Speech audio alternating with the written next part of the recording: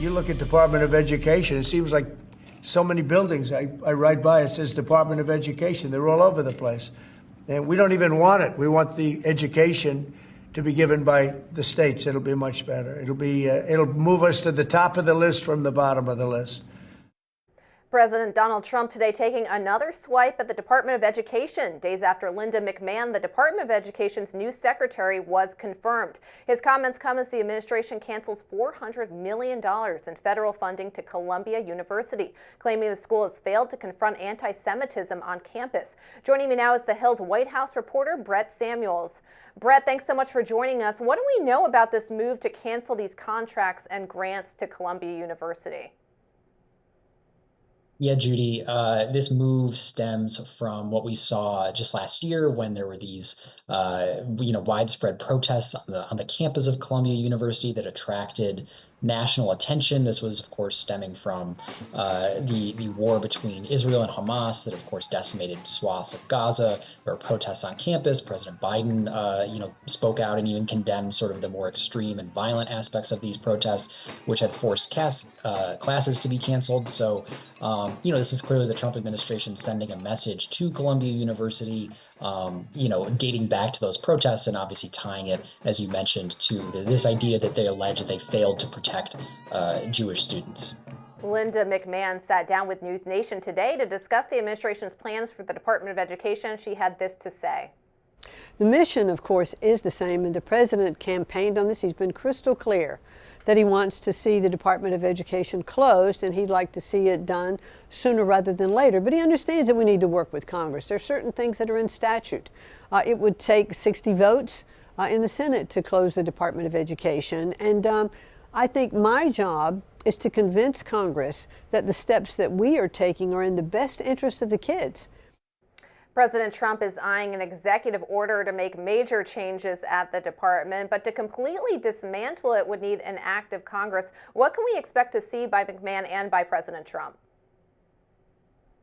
Yeah, to that point, Judy, in the meantime, they're going to take some actions, in lieu of the department being closed. I think you'll see the Department of Education sort of relinquish some of its duties and give it back to state education departments. As far as funding goes, they may turn over funding to states and say that states can decide how best to use those.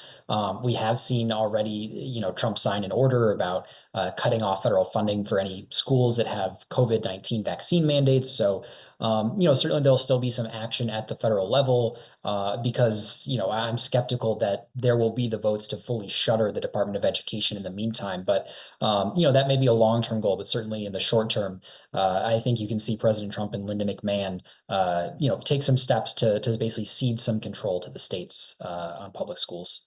Brett, as DOGE continues to work its way through the federal government, Republicans are looking to codify DOGE cuts. This would be a major win for Elon Musk, but Republican lawmakers who are facing political backlash over the massive layoffs also see this as a win. How does it benefit them?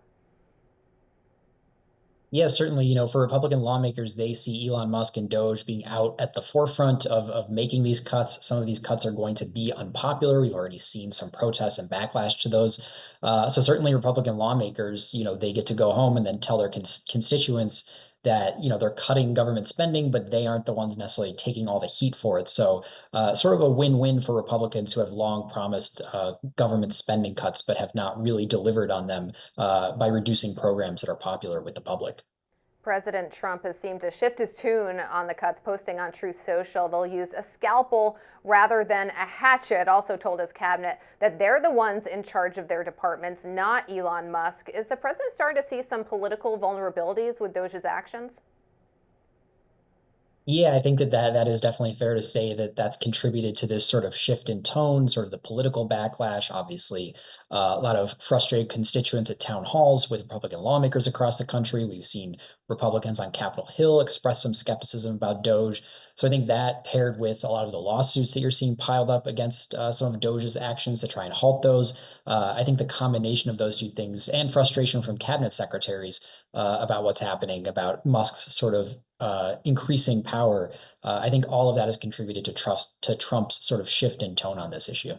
And shifting tone, now shifting gears here, Russia conducted another massive attack on Ukraine overnight, targeting the country's energy grid. This comes as the U.S. and Ukrainian officials are talking to set up a meeting next week in Saudi Arabia about a potential ceasefire. What has Trump's response been to the attack? Are Republicans stepping up pressure on the president to resume military aid, intel, and assistance to Kyiv? Yeah, it's sort of a complicated situation because, as you mentioned, Trump has said, even as recently as today on Friday, that he finds Ukraine more difficult to deal with than Russia. But he's also criticizing Russia for these bombings and threatening tariffs and sanctions over these bombings if they don't come to the negotiating table in Moscow. So Trump is sort of sending some mixed signals here. But overall, certainly, as you mentioned, he cut off military aid to Ukraine. He cut off intelligence sharing to Ukraine. Certainly, I think some Republican lawmakers even have argued that that should resume. But I think certainly that just increases the stakes for this meeting next week in Saudi Arabia between Ukrainian officials and Trump administration officials. Brett, Secretary of State Marco Rubio received full support from Senate Democrats for his nomination. How is he faring in the eyes of Democrats at the State Department? Are they beginning to regret that decision? I think that's definitely fair to say, Judy, that at least some Democrats have expressed remorse about backing Marco Rubio. Certainly I think Marco Rubio, being someone who served in the Senate for so long, Democrats there felt like they knew him. They felt like he was somebody who might stand up to Trump's, impulses, or might sort of be a positive influence, as Democrats saw it, for protecting, U.S. allies and so forth. But early on, obviously, Marco Rubio has been implementing Trump's agenda, which, Democrats have been frustrated about, obviously, and some, Chris Murphy among them, have said they regret their vote to confirm him. But at the same time, when somebody gets confirmed to a cabinet for a president, I think it's hard not to expect them to just follow through on that president's order, since that is the person that they are agreeing to serve. Before I let you go, the Pentagon's attack on DEI continues with a new move aimed at wiping certain images from the department. What do we know about this latest purge? Yeah, so this stems from sort of this broad sweeping mandate from the Trump administration and at the Pentagon specifically to get rid of DEI, diversity, equity, and inclusion initiatives. And that has extended, as the Associated Press first reported, to this effort to wipe clean, Pentagon images that might have DEI imagery or symbolism, and most notably and perhaps most controversially, one of those searches for those images turned up the Enola Gay, which of course was one of the planes that dropped an atomic bomb on Japan to end World War II. So because it had the word gay in Enola Gay, that that came up on the search and was identified as an image to be removed. So I think a good piece of evidence that certainly this effort to just rid the government, rid the Pentagon specifically of DEI, has certainly come with some missteps and has maybe been more sweeping than even some critics would like. Brett Samuels, thank you very much for joining us. SpaceX's Starship rocket has exploded minutes after liftoff, marking an end to its 8th test flight. The explosion has caused flight delays in several states, including Florida, after debris from the rocket rained down in multiple states and countries. Fiery debris streaked the skies near South Florida and the Caribbean, with some wreckage landing as far north as Philadelphia. The unmanned rocket launched just after 6:30 p.m. Thursday, taking off from Texas. Starship broke up in space quickly after it appeared some of the engines failed and began to spin out of control. The explosion marks the second straight mishap in 2025 for billionaire Elon Musk's rocket program. Meantime, more headaches for businesses associated with the tech billionaire and presidential advisor. Tesla dealerships across the country have been targeted with protests and even vandalism, and some Tesla owners are even reporting damage to their personal vehicles. NewsNation's Nancy Loo is in Los Angeles with more details. Well, the violence comes as Tesla employees around the world are on higher alert due to the activities of company founder Elon Musk. Many dealerships have been picketed in recent weeks and even targeted with criminal attacks. The latest violence in Tigard, Oregon, just outside Portland, where police are investigating vandalism involving gunfire. On Wednesday, at least 7 bullets tore into a dealership in an overnight attack, damaging damaging 3 cars and shattering windows. No one was injured and so far no arrests. But in another Oregon incident, police have a 41-year-old man in custody. He allegedly targeted a dealership in Salem, causing major damage with Molotov cocktails in January, and then opening fire with an AR-15 style rifle last month. Oregon has been a hotbed for protest action against Elon Musk and Tesla, and there's a growing grassroots movement called Tesla Takedown. Lawful picketers are condemning any violence and vandalism. You have a right to protest. We who served in the military said to give you that right, but not to up and destroy and shoot and burn and whatever. No, go protest. Stand up, scream and holler, get your bullhorn out, go do your thing, but no violence.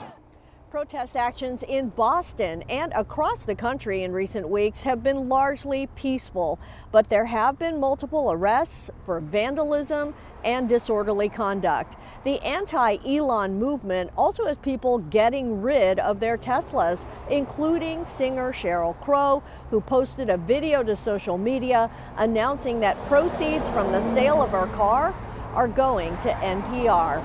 Now, so far, no public response from Elon Musk to the stock drop of Tesla and also the ongoing protests.